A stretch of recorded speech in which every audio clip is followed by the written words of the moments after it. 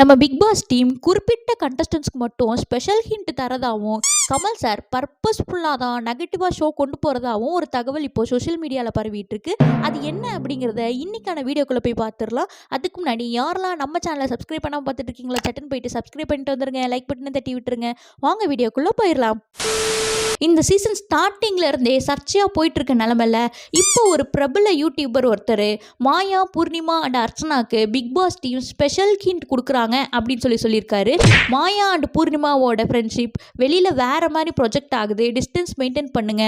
மாயா, நீங்கள் ரொம்ப நெகட்டிவாக இருக்கீங்க, காமெடியாக கொண்டு போங்க, வெளியில் நீங்கள் இருக்கிற மாதிரி இருங்க அப்படின்னு சொல்லி அட்வைஸ் பண்ணதாக சொல்லப்படுது.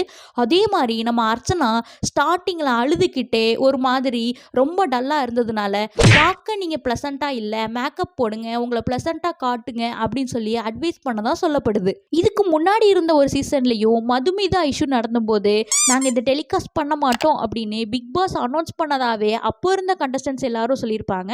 இதெல்லாம் பார்க்கும்போது பிக் பாஸ் ஷோவே ஒரு ஸ்கிரிப்டடோ அப்படிங்கிற ஒரு எண்ணம் நம்ம மக்கள் எல்லாருக்குமே வந்திருக்கு. ஏன் அப்படின்னா, நிக்சன் நாமினேஷனில் இருந்தபோது எவிக்ட் ஆகிற மாதிரி இருந்தப்ப சென்னையில் புயல், மக்கள் ஓட்டு போட முடியாது அப்படின்னு சொல்லி அதை கேன்சல் பண்ணிட்டாங்க. இப்போ தூத்துக்குடி, ராமநாதம் பக்கம்லாம் வெள்ளம் வந்திருக்கு.